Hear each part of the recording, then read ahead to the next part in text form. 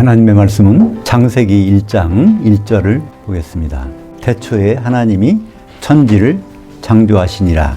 이것을 원전 직역으로 보면요, 무한 태초에 삼위일체 하나님이 그 하늘들을 그리고 그 땅을 창조하셨다. 오늘 말씀 가지고 천지 창조의 육하원칙, 어디서 그리고 왜라는 제목으로 말씀을 나누겠습니다. 지금은 바야흐로 AI 시대라고 해도 과언이 아닙니다. 우리 일상생활에서 AI가 미치지 않는 것이 없을 정도죠. 우리가 길 찾기를 할 때도 우리가 길 찾는 그런 과정에 다 그 AI가 해주는 거지 어떤 누가 도와주는 게 아니지 않습니까? 성경도 마찬가지입니다. 성경이 이렇게 많은데 이게 과연 몇 권인지 몇 장인지 몇 절인지 신약과 구약은 어떻게 되는지 이거를요 사람들한테 물어보면 그 사람이 금방 대답할 수 없잖아요. 물론 찾아보면 되지만, 근데 이걸 AI에다 물어보면요 그냥 뭐 몇 초 만에 그냥 쫙 알려줘요. 그래서 제가 퍼플렉시티라는 그 AI에다가 이거 물어봤습니다. 성경의 장절에 관해서 알려달라 그랬더니 바로 거기서 나오는 거예요. 구약은 39권, 929장, 23,145절. 또 신약은 27권인데 260장, 7,957절이다. 성경 66권 전체는 1,189장이고 절로 하면 31,102절이라고 이렇게 대답합니다. 그렇다면 창세기 1장 1절은 알겠는데 요한계시록 맨 마지막 절, 요한계시록 21장 22절은 몇 번째 절일까요? 그걸 우리가 일일이 세가지고 한다면 감당을 못할 것입니다. 근데 그 AI에다 물어보면 다 알아요. 그게 31,102절. 그게 바로 주 은혜가 너희에게 있을지어다. 그게 나온단 말이에요. 얼마나 정확한지 몰라요. 그러니까 일일이 성경이 몇 절에서 뭐가 있을지 그걸 우리가 암기하지 않아도 얼마나 편한지 모릅니다. 근데 그건 AI라는 건 결국 무엇일까요? 인간이 만들어 놓은 데이터를 가지고 그걸 다 종합해서 하는 것입니다. 그렇기 때문에 영적인 것을 물어보면 어떻게 대답할까요? 궁금하지 않습니까? 그래서 천지창조를 육하원칙으로 설명해 달라고 거기다 이렇게 입력을 해봤어요. 그랬더니 뭐라고 나온지 아십니까? 누가, 후, 하나님께서, 언제, 웬, 이것은 태초에, 곧 시간의 시작 6일 동안에, 어디서, 웨어는 아무것도 없는 곳, 즉 창조가 시작되는 특별한 공간에서 무엇을, what 하면 하늘과 땅, 그리고 그 안에 있는 모든 만물을, 그리고 거기다가 인간까지도, 그리고 어떻게, 하우는 하나님 말씀에 의해서 창조하셨다. 그리고 마지막으로 왜, why는 하나님의 영광을 위해서, 그리고 피조물에게 하나님 뜻과 정체성을 보여주기 위해서 하나님은 태초에 천지를 창조하셨다. 이렇게 대답합니다. 그럴듯하잖아요. 근데 사실 뜯어보면 얼마나 많은 오류가 거기에 숨어 있는지 모릅니다. 그게 사실 그 오류라는 것은 사람들의 생각이 성경을 잘 오해하기 때문에 생긴 오해인데 그것들을 다 취합하니까 이제 그런 오류가 생기는 거죠. 첫 번째 오류는 뭘까요? 창조와 제조를 구분 못 합니다. 원래 창조는 무에서 유가 나오는 거고 하나님만 하실 수 있는 거잖아요. 제조는 어떤 재료가 어떤 상태에 있는 것을 변화시키는 것, 그것이 제조인데요. 그 내용을 보면 창세기 1장에 그렇게 돼 있다는 겁니다. 거기에 이제 6일 동안에 창조하고 마지막 날 인간 창조하고 이 모든 것이 있으니까 그것이 천지창조라는 거예요. 근데 정확히 보면요, 사실은 창세기 1장 1절만 천지창조입니다. 그 1장 2절부터는 그거는 천지창조를 했는데 그것이 어떻게 변했다는 거예요. 그죠? 땅이 혼돈하고 공허하게 돼버렸다는 거예요. 원래는 그렇지 않았는데. 그리고 3절부터는 뭡니까? 빛이 있으라. 빛이 있었고. 그거는 하나님이 명령한 거예요. 창조는요, 명령도 없어야 돼요. 하나님이 생각하는 게 나타나는 게 명령이에요. 어떤 아무것도 재료가 없는 겁니다. 그러니까 6일 동안 하는 일은 창조가 아닙니다. 그것을 어디서 확인할 수 있을까요? 출애굽기 20장 11절에 보면 하나님이 6일 동안 한 일이 뭐라는 것을 말씀합니다. 이는 엿새 동안에 나 여호와가 하늘들과 땅과 바다의 그 가운데 있는 모든 것을 만들고 일곱째 날에 쉬었습니다. 그러니까 창조하고가 아니라 만들고 아싸. 그러니까 엿새 동안 하는 일은 하나님이 천지창조의 일을 자세히 설명한 게 아닌 거, 그것은 제조하는, 원상복구하기 위해서. 왜냐하면 원상복구 해놔야 사람을 거기다 창조하고 아담도 거기다 지어놓기 때문에 그 원상복구를 해놓은 과정이라고 분명히 성경은 기록하고 있거든요. 여기뿐 아니라 출애굽기 31장 17절에도 똑같이 돼 있어요. 근데 그것을 우리말 번역은요, 그걸 창조라고 번역해놨어요. 출애굽기 31장 17절은 창조라고 해놨기 때문에 이거는 성경을 보면 볼수록 여세 동안은 일은 창조라고 이렇게 보게 됩니다. 그래서 성경 어디를 봐든 어떤 목사님이 어떤 신학자가 말해도 6일간의 창조라는 말을 하지 이걸 제주라고 말하는 사람은 아무도 없습니다. 그만큼 그 성경에 나오는, 인터넷에 나오는 모든 데이터는요, 민주주의입니다. 많은 사람이 생각하는 것이 옳다고 생각하는 것을 거기다가 저장한다는 것이죠. 이에 반해 성경을 원전으로 본다면 어떻게 할까요? 원전으로 한 것은 하나님이 섭리상 그걸 그 언어로 기록하게 했기 때문에 하나님의 모든 뜻을 담을 수 있습니다. 구약에 있는 모든 생각은 히브리어로만 담아야 정확하고요. 신약에 있는 모든 사도들의 말씀은요, 헬라어로 담아야 거기에 모든 것이 온전하게 담길 수 있는 거거든요. 그러니까 원전을 보게 된다면 그보다 더 정확한 것이 없을 수 없는 것입니다. 그래서 창세기 1장 1절을 원전으로 한번 보실 생각 없으신가요? 거기다가 이제 글씨 원전을 해놨는데, 창세기 1장 1절은 7개 어절로 되어 있습니다. 단어, 그러니까 절이 7개로 되어 있어요. 거기에 있는 거 읽으시기 곤란하죠? 히브리 말은요, 오른쪽부터 왼쪽으로 이렇게 되어 있어요. 거기 보면 그 어절이 7개 있잖아요. 그것을 그 밑에 한글로 제가 한 것을 한번 따라 읽으시죠. 성경 원전을 히브리 말로 읽어본다. 어떤 분들은 그걸 암송하는 분도 있어요. 히브리 말은 전혀 모르지만 창세기 1장 1절만큼은 그냥 암송하는 분도 있습니다. 한번 같이 볼까요? 베레시트 바라 엘로힘 에트 하샤마임 베트 하레츠, 이렇게 돼 있어요. 그러면 베레시트라는 말은 무한 태초에, 이것은 태초란 말, 그 레시트란 말이요, 레시트가 시작, 머리란 뜻입니다. 거기에 빼는 전치사예요. 영어로 하면 in 그런 뜻입니다. 그래서 영어로 할 때는 이걸 in beginning 이렇게 돼 있어요. 거기에 정관사가 없습니다. 히브리 말에는 정관사가 하나뿐이에요. 그러니까 헬라 말에는 정관사가 형태가 굉장히 많이 바뀌어요. 단수냐 복수냐에 따라 바뀌는데, 히브리 말은 무조건 하가 있으면 정관사가 있고 하가 없으면 정관사가 없습니다. 거기에는 베하레시트라고 안 돼 있단 말이에요. 그러면 베레시트야. 그러니까 태초는 태초인데 그 시작점이 인간이 설정할 수 있는, 한정할 수 없는 그 먼 시점에서 하나님이 창조했다는 말을 거기서 베하레시트 하지 않고 베레시트로 돼 있습니다. 근데 이것부터 사람들이, 인간이 번역할 때는 반드시 in the beginning이라고 하니까 그 6천년 전에, 12,000년 전에, 또는 뭐 이렇게 몇십억 년 전에 이렇게 사람들은 그걸 생각하는데 성경은 그렇지 않습니다. 인간이 한정할 수 없는 무한한 태초에, 그 다음에 나오는 단어가 빠라, 동사가 나옵니다. 그가 창조하셨다. 이 빠라는요, 3인칭 단수예요. 한 분이 창조했다는 거예요. 그가. 그 다음에 엘로힘은요, 삼위일체 하나님. 하나님을 히브리 말로 엘이라고 하고요, 또는 엘로아흐라고 합니다. 그건 단수의 하나님이야. 복수의 하나님은 엘로힘, 힘이 들어가면 복수인데요. 반드시 창조는 누가 했어요? 하나님 한 분이 한 게 아니라 성부, 성자, 성령, 삼위 하나님이 창조하셨다는 거예요. 그런데 동사는 거기서 단수 동사를 썼습니다. 그럼 복수의 하나님이 동작은 단수를 했다. 그러면 이걸 한자어로 하면은 삼위의 하나님이 한 몸이 되셔서 모든 걸 하셨다니까 삼위일체라는 말이 빠지면 번역이 안 되는 겁니다. 그러니까 히브리 말에는 빠라 엘로의 힘이지만 이것을 다른 영어나 우리말이나 번역할 때는 반드시 삼위일체이신 하나님이 이렇게 창조하셨다, 이렇게 번역이 돼야 되는 거죠. 그 다음에 나오는 에트 하샤마임. 에트라는 것은 뭐뭐를, 우리말로 하면 조사입니다. 나를, 너를, 무엇을, 에트. 그 다음에 여기 하가 나오네요. 하샤마임. 샤마임은 하늘들, 쌍수 두 개의 하늘입니다. 두 개의 샤마임. 거기다 하가 붙었어요. 그러니까 그 하늘들을 창조하셨고, 그 다음에 베에트. 베는 and입니다.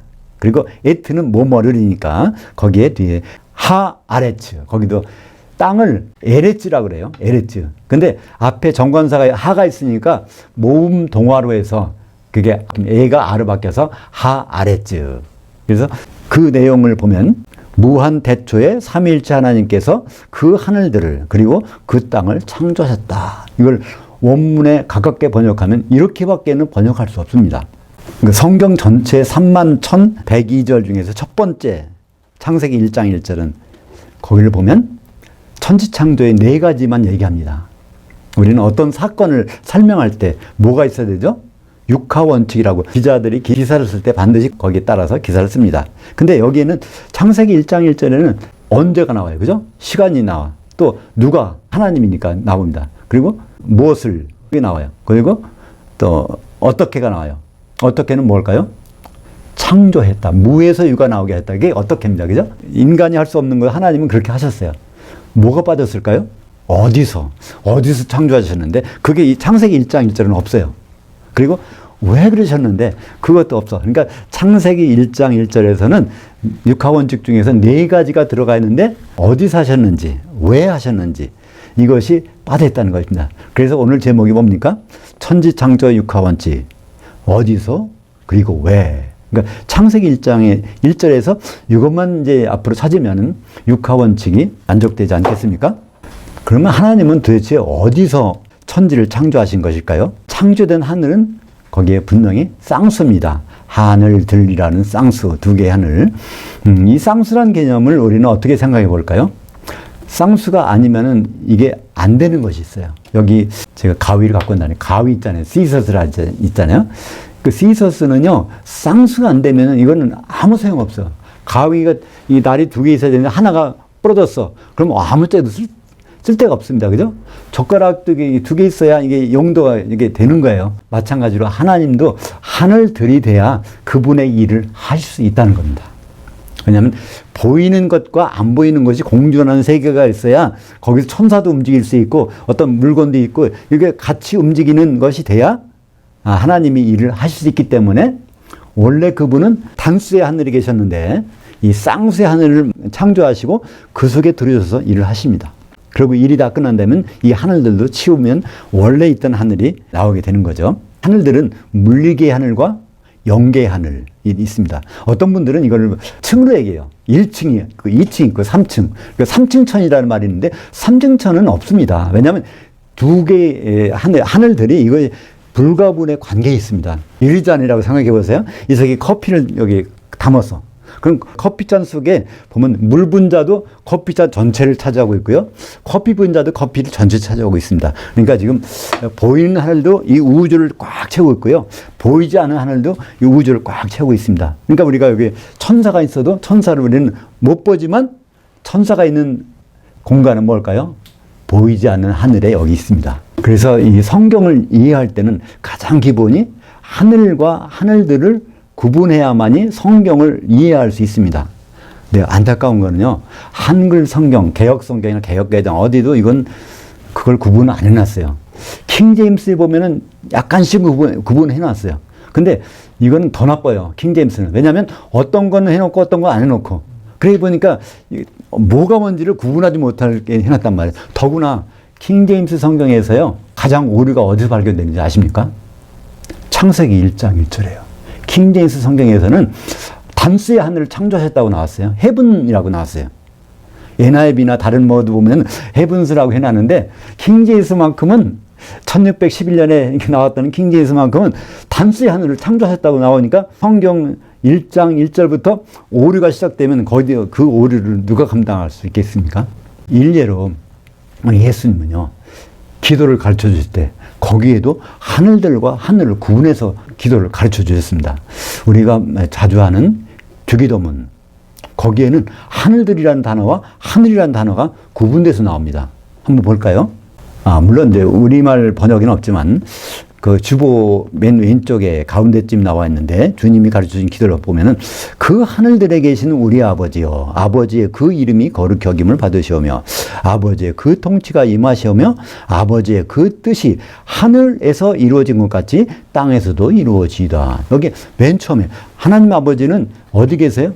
하늘들에 오셔서 지금 왜냐하면 통치하셔야 되니까 일을 하셔야 되니까 예수님은 안 계셔도 예수님은 셋째 하늘에 계시지만 아버지 하나님은 이 하늘들에서 통치하고 계신단 말이야. 근데 뭐를 통치하세요? 뜻이 단수의 하늘 원래 하늘에서 이루어진 것까지 거기서 계획된 뜻이 이 땅에서 마태복음 6장에서의 땅은 5장에서의 땅입니다. 온유한 자가 받을 기업인 교회를 말하는 거죠. 교회를 통해서 이루어지기를 바란다는 그 기도가 거기에 하늘들과 하늘을 구분하지 못하면 주기도문은 전혀 이해하지 못하는 것입니다. 그러니까 창세전부터 단수의 하늘이 있었습니다. 왜냐하면 그 단수의 하늘에서 이루어진 그 계획이 이제는 아버지가 어디 계세요? 아버지가 하늘들이니까 쌍수의 하늘에서 이루어지기를 원한다고 하니까 그 기도문 중에 있지 않겠습니까? 기도문 가운데서 우리는 뭘 발견할 수 있나요? 아, 하늘들은 그 전에 있던 단수의 하늘에서 창조가 되었구나. 창조되어 지금 우주라는 것은요, 지금 팽창하거든요. 이것을 과학자들이 계산해 보니까 우주가 점점 팽창하는데 이걸 거꾸로 역순으로 이걸 줄여가면은 우주가 하나의 점으로 줄여질 때 그때까지 시간이 얼마나 걸리냐면 138억 년, 약 138억 년이 걸린답니다. 그러니까 약 138억 년 전에는 이 우주가 거의 무였었어요. 그러다가 이제 하나님이 창조하실 때부터 이게 커지기 시작해가지고 팽창해서 지금 이제까지 온 거죠. 그러니까 우리가 보면 하늘들이 너무 큰 것 같죠? 근데 하늘들은 원래 없었어요. 하나님이 하늘에 있었는데 거기서 계획을 세우셨는데 그때 창조하면서부터 이제 우주가 생겨나고 하늘들과 그 속에 여러 가지 것들이 생겨났는데 이것들이 팽창해서 지금까지 있고 여기에 지구에 우리가 지금 있는 것입니다. 2000년 전에 우리 주님은 셋째 하늘에서 하늘들을 뚫고 지상으로 내려오셨습니다. 육체를 입고 오셨죠. 근데 피를 흘리시고 죽으시고 부활하신 다음에 어디로 가셨을까요? 다시 단수의 하늘로 가셨습니다. 그걸 예수님 자신이 직접 말씀하세요. 요한복음 3장 13절에 보면 그 하늘, 단수의 하늘에서 내려온 자, 인자 외에는 그 단수의 하늘에 올라간 자가 없느니라. 그러니까 많은 사람들은 예수 믿고 죽으면 지금 하늘나라 가겠다. 그런데 예수님은 안 그렇다는 거예요.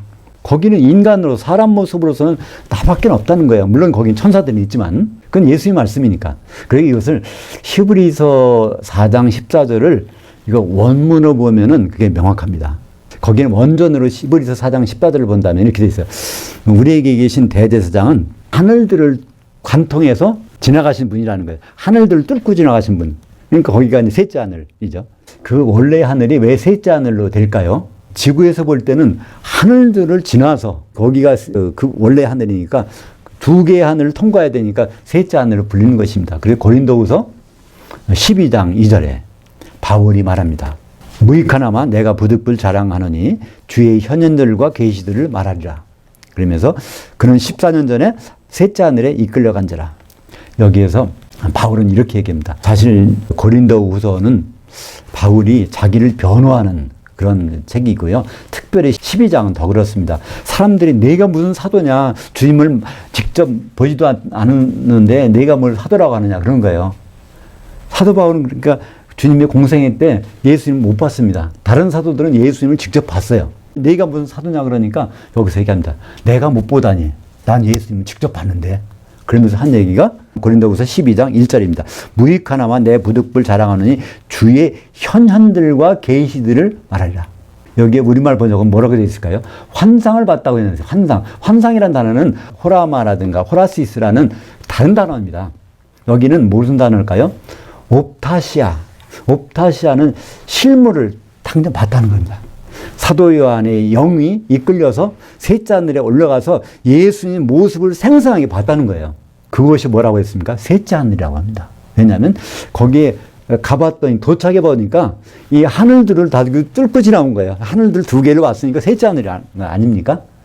그러니까 이보다 더 정확한 표현이 어디 있겠습니까? 실제로 셋째 하늘까지 가본 사람이 얘기하고 있는데, 그래서 이 하늘들은, 하늘의 숫자는 원래 3개입니다. 더 이상은 없어요. 그러면 한 가지가 남았습니다. 지금 어디서, 창조를 어디서 하셨는지는 나왔습니다. 하나님이 원래 하늘에서, 단수의 하늘에서 이제 창조를 했는데, 그러면 왜 창조하셨을까요? 그것은 이사야서 45장 18절에 나옵니다. 천지 창조에 대한 유일한 다른 구절이에요. 창세기 1장 1절과 이사야서 45장 18절은 물론 다른 걸 창조하는 것도 있지만은 천지 창조에 대한 기록은 2군데밖에 없습니다. 한번 이사야서 45장 18절을 한번 보겠습니다. 여호와께서 이같이 말씀하시되 그 하늘들을 창조하시니 그는 그 하나님이시니 그가 그 땅을 빚으시고 그것을 만드셨으며 그것을 견고하게 하시되 그는 그 땅을 혼돈하게 창조하지 아니하시고 사람이 거주하게 그것을 만드셨으니. 여기 이유가 나오잖아요. 사람을 좀 살기 좋게, 사람이 거기 있으면은 살기 좋게 그런 목적으로 하늘들과 땅을 창조했다고 이렇게 분명히 말씀하고 있습니다. 이렇게 창조했는데 어떤 일이 벌어집니까? 창세기 1장 2절에 보면 땅이 혼돈하고 공허하게 되어버렸다는 거예요. 이렇게 혼돈하게 창조한 적이 없는데, 그리고 거기다가 사람이 거주하려면 거기에 뭐가 있어야 됩니까? 해도 있어야 하고, 달도 있어야 하고, 별도 있어야 되고, 식물도 있어야 하고, 동물도 있어야 하고, 사람만 빼놓고는 다 있게 창조해놨는데 그것이 혼돈하게 되었다는 겁니다. 그래서 그것을 6일 동안에 원상복구를 한 다음에 거기서 창세기 1장 27절에 인간 창조, 거기는 인간은 영이 없는, 형상만 있는 인간을 창조하십니다. 그것을 어떻게? 수컷과 암컷으로. 원래 성경에는요, 남자와 여자를 말은 창세기 1장에는 없습니다. 수컷과 암컷, 자카르와 네케바를 창조하셨다. 인간이, 처음에 영이 없는 인간을 그렇게 창조하셨다는 거예요. 그런 인간, 창조된 인간은 재료가 없어요. 그런데 우리 아담은 재료가 있습니다. 흙의 티끌로 재료를 가지고 거기다 빚으셔서 거기다가 생명의 영이라는 뇌샤마를 집어넣어서 그래서 산혼, 그 생명체를 만드셨다고 창세기 2장 7절에 되어 있지 않습니까? 창세기 1장 27절과 창세기 2장 7절은 전혀 다른 내용입니다. 인간 창조와 아담 제조는 전혀 다른 내용인 것을 알 수 있습니다. 그것을 완전히 아주 빼박으로 설명해 준 말이 창세기 5장 1절입니다. 아담의 내력을 적은 책임이라 하면서 뭐라고 합니까? 하나님이 인간을 창조하신 바로 그날에 하나님이 아담을 지으시되, 아담은 창조가 아니에요. 거기다가 우리 조상 아담을 지으시되 제조했다. 그러니까 인간 창조한 날에 아담을 지으셨다고 말씀하고, 어떻게 지으셨어요? 하나님의 모양대로. 창조된 인간은 형상대로만 창조했는데 거기다 모양을 집어넣어서, 그 모양이 뭘까요? 아담에게 집어넣은 생명의 영, 그 뇌샤마를 집어넣은 거를 창세기 5장 1절에서는 그걸 하나님의 모양이라고 되어 있습니다. 그러니까 창조된 인간에게는 그 모양이 없었어요. 그 영이 없었어요. 그러니까 영이 없으니까 하나님과 소통은 뭐였던 것이죠. 그러니까 이 창세기 1장의 천지 창조에는요, 모든 것이 창조됐고 거기다 뭐만 없어요? 인간도 없고 아담도 없었어요, 그때. 그러니까 그 상태로 이제 사람과 아담까지 이렇게 거기다 놔야 되는데 그 중간에 파괴돼 버렸으니까 다시 원상복구 해 놓은 다음에, 원상복구가 언제 될까요? 6째 날에 원상복구가 되니까 6째 날에 인간을 창조하셨어요. 근데 5장 1절에 가보면 그날에 아담을 빚으시고 하나님이 보시기 심히 좋았더라. 왜 이렇게 좋아하셨을까요? 아담은 오실 자의 모형이니까. 예수 그리스도는 반드시 우주 안에 들어서서 육체를 갖고 들어오셔서 피를 흘려서 자기 안에감인 교회를 사셔야 되는데 그 일이 이루어지기 시작했다는 것을 거기서 말씀하고 있지 않습니까? 그래서 성경에 하나님 보시기에 심히 좋았다는 것은 창세기 1장 31절에 나오는데요. 그거는 인간 창조에서 그것이 아니라 거기에 아담이 등장해서 그 예수 그리스도의 모형이 등장해서 심히 좋아하셨다고 말씀하고 있는 것입니다. 결국 하나님은 아담 때문에 이 천지 만물을 창조하셨고, 아담은 바로 그리스도의 모형, 그것도 로마서 5장 14절에 보면 오실 자의 모형이라고 했어요. 그러니까 옛날에 오셨던 분이 아니라, 죽으러 오셨던 분이 아니라 신랑으로 오실 자의 모형이 아담이니까, 신랑으로 그리스도께서 오신다면 반드시 누가 필요합니까? 반드시 신부가 필요한데, 신부는 뭐라고 돼 있어요? 사도행전 20장 28절에 하나님이 자기 피로 사신 교회라고 그랬습니다. 아담이 자기 피로 사서 하와를 아내로 삼잖아요. 그것처럼 예수님도 앞으로 신랑으로 오시는데 그 교회를 한 신부가 되기 위해서 혼인하실 텐데, 한 신부가 되기 위해서는 뭐가 필요할까요? 하나 되게 하시는 성령. 우리가 여러 명이 성도들이 계신데 바로 공중에 올라가서는 한 신부가 되어야 되지 않겠습니까? 그 천지창조 이유는요, 요한계시록도 있습니다. 요한계시록 4장 11절을 보면 우리 주 그 하나님이여 영광과 존귀와 권능을 받으시는 것이 합당하오니 주께서 만물을 창조하신지라 만물이 주의 그 뜻 때문에 주의 그 뜻이 있었기 때문에 만물이 창조되었고 또 창조하심을 받았나이다 하더라고. 하나님이 그 뜻, 주기도문에서 나온 뜻이 있죠. 하늘에서 이루신 세우신 그 뜻 때문에 만물이 창조됐고 그 뜻은 땅을 통해서 교회를 통해서 이루어진다는 것을 주기도문 마태복음 6장 10절에 나오지 않습니까? 그래서 그 뜻이 하나님의 통치를 통해서 이루어지는데 주기도문은 그렇잖아요. 아버지의 통치가 임하시오며, 근데 아버지 통치가 임하시오며 우리가 기도는 하는데 그거의 결과를 기대를 안 해요. 아버지 통치가 진짜 이루어졌는지 안 이루어졌는지 기대를 안 해. 성경은 그 기록이 있어요. 아버지께서 통치하셨나이다. 그 기록이 있단 말이야. 그 기록이 어디 있을까요? 요한계시록 19장 6절에 전능하시니 아버지께서 통치하셨나이다. 그러면은 바로 그게 주께서 창세전에 세우신 뜻이 교회를 통해서 이루어졌다는 얘기 아닙니까? 성경을 압축하면 그리스도와 교회의 혼인입니다. 그리스도를 보내기 위해서 창조하셨고 또 교회를 얻기 위해서 일을 하시는데 그것이 바로 성경 전체의 결론인 것이죠. 그것을 한 구절로 나타내는 것이 에베소서 5장 31절과 32절입니다. 그러므로 남자가 그 부모를 떠나 그의 아내 앞에서 그 둘이 한 육체가 될지니 이 비밀이 크도다. 나는 그리스도와 교회에 대해서 말하노라. 근데 그리스도는 누구와 혼인해요? 한 아내만을 취하시니까 한 아내가 되려면 성도들이 따로따로 있으면 안 되겠구나. 뭘 준비하지? 그럼 하나 되게 하시는 성령을 준비해서 공중에서 만나야 되겠구나 하는 생각이 당연히 들지 않겠습니까? 그래서 통치의 결과물이 나옵니다. 그게 바로 어디 나올까요? 19장 6절 다음에 7절 8절 볼까요? 요한계시록 우리가 즐거워하고 크게 기뻐하며 그에게 영광을 돌리세요. 여기에 마지막으로 하나님께 영광 돌린다는 게 나옵니다. 우리는 영광을 많이 써요. 회사에 취직을 해서 하나님께 영광을 돌린다. 음악회 가서 콩쿠르에서 우승을 해서 하나님께 영광을 돌립니다. 그것도 좋은 일이긴 하지만은 하나님은 어떤 영광을 받기 원하십니까? 바로 어린 양이 그 아내와 혼인하는 것이 그에게 영광을 돌리는 가장 큰 영광이라는 것이 요한계시록 19장 7절에 나옵니다. 근데 어린 양의 신부 한 아내가 누구가 된다고요? 8절에 보면 그녀에게 빛나고 깨끗한 한 세마포 옷을 입도록 활약하셨으니 이 세마포 옷은 성도들의 의로움들이더라. 거기 보면 그 성도들은 정관사가 붙었어요. 성도들이라고 다 되는 것이 아니라 이기는 자들인 그 성도들이 한 세마포 옷을 입으니까 한 아내가 된 거예요. 그게 바로 하나님의 영광을 찬송하게 되는 그 일이라는 것을 말씀하고 있습니다. 사랑하는 여러분, 주님이 오시면 모든 기독인은 공중의 혼인잔치에 처음을 받습니다. 마태복음 22장에 보면 혼인 오찬을 준비해 놓고 다 부르는데 길거리 나가서 만나는 사람마다 다 부르라는 겁니다.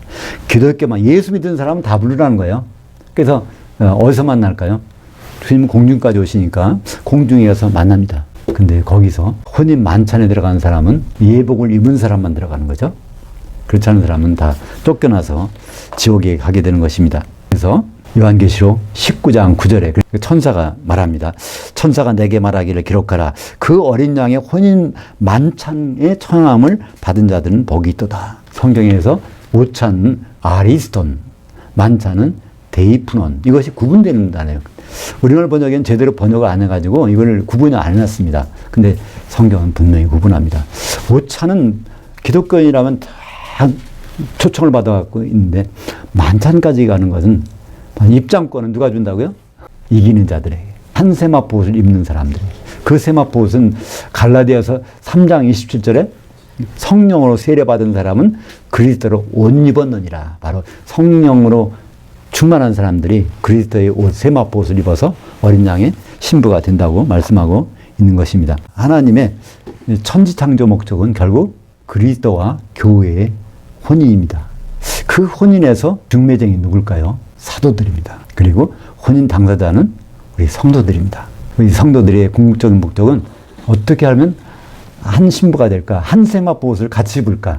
그것이 우리의 목적이 되지 않겠습니까? 성경이 전체에 31,102절까지 있는데 그 바로 전에 31,101절이 무엇일까요? 내가 진실로 속혈이라 하시거늘 아멘 주 예수여 오시옵소서. 우리 준비된 자만이 주님이 말씀하실 때 내가 속혈이라 그게 생각나십니까? 그때 주 예수여 어서 오시옵소서. 준비가 돼야 이 말을 화답할 수 있지, 준비가 안 되면 조금만 더 있다 오시옵소서 할 수밖에 없지 않습니까?